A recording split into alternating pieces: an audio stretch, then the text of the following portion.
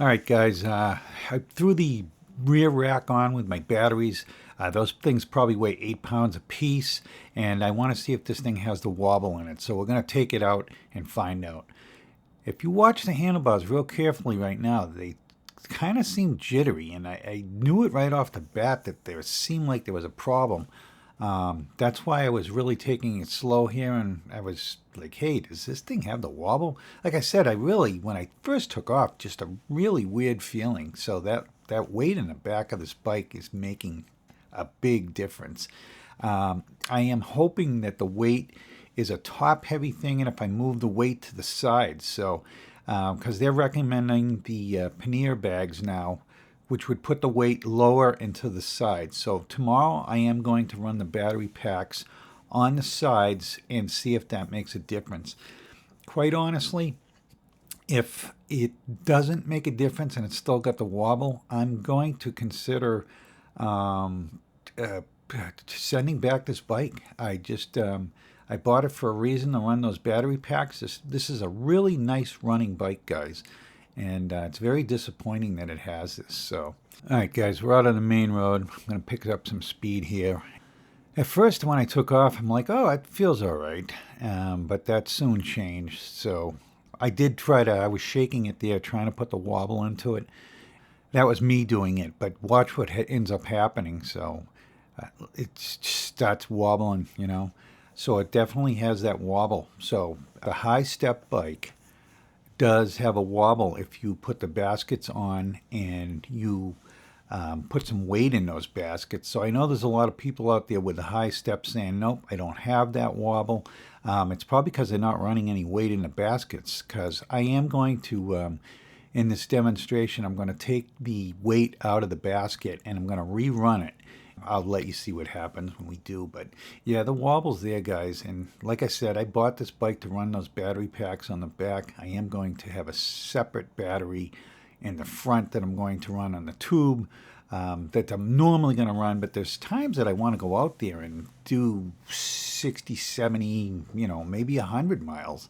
I have to run my battery packs. They're 28/8 battery packs. There's two of them. I run them on all my electric bikes. So I like I said, that's why I bought them, and I'm going to be disappointed. So, I may be getting in touch with Lectric and maybe returning this bike if this is the case.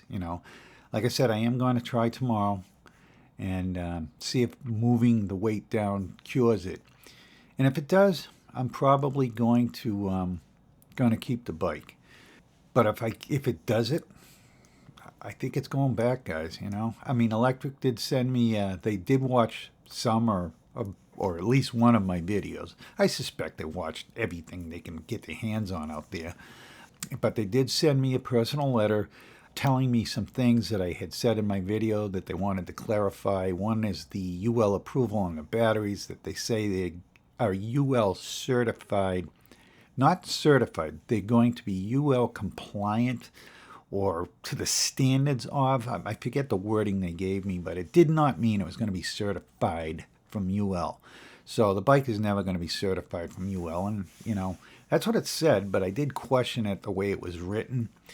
You know, I guess I knew in my heart that it wasn't going to be, and it really doesn't matter in the state, but I really wish that these companies would stop saying they're UL certified when they're not. But they do say they're sending out stickers for the battery that's going to say that the batteries meet UL certification, but they're not certified. I don't think. I don't know. That's my opinion. But like I said, it's disappointing because this is a really nice riding bike. This is probably one of the best bikes I've ever ridden other than the Shake. I don't know. I think Electric should have done some testing on these bikes, the production bikes, before they, released them. But everybody wanted the bikes quick, so that's what happened. They released them, and now there's a problem. And I think they're going to take back probably, I don't know, 2/3 of the step overs. And I did notice on their website they no longer sell the basket sets for either one of them. So they must be somewhat aware that there is a problem with the step overs also. But yeah, I'm gonna like I said, take off the weight, and we'll see what happens with just the rack on the back. All right, guys, the weight's out of the back. I just have the front rack on and the rear rack on. Like I said, these people with the step overs, saying, nope, I don't have it. Now I'm trying to get the shake in there myself. I'm doing that. The bike's not doing it, guys. With just that rack, the 2 racks on the bike, or baskets, they are not doing it. So that's why the people with the step overs are saying, nope, I don't have the problem. But guys, throw some weight in that thing and see if you do have the problem. I've gone and I've tightened the stem bolt up way tighter than I ever would tighten it. I have checked the through axle and everything is fine with that. But like I said, with the baskets on, it's riding out fine without the weight in it.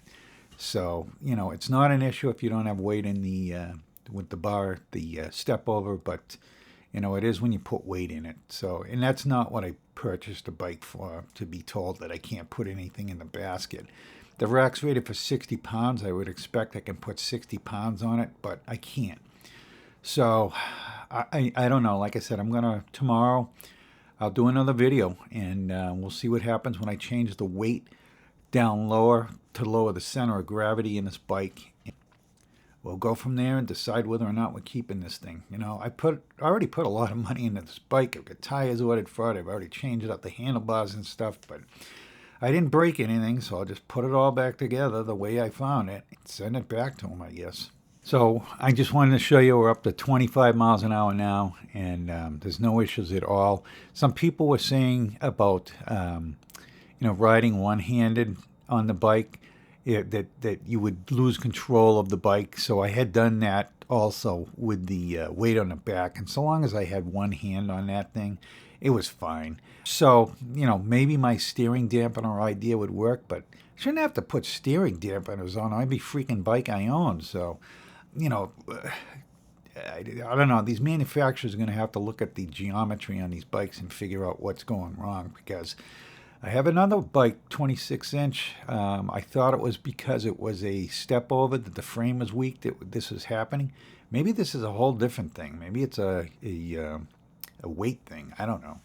The geometry of the bike's not matching the speeds and stuff we can put out of these bikes or something. But I get a wobble I was getting at 15 miles an hour with the other bike. That's not right. So, a conventional bike will do 15 miles an hour. All right, guys, this is it for tonight. Like I said, anything interesting happens tomorrow, I'll put out another video so we know about the weight on it. So if anybody's got a step over, stay tuned and I'll see what happens. So thank you for watching, guys. If you got anything out of this thing, hit that like and subscribe. And we do this stuff all the time.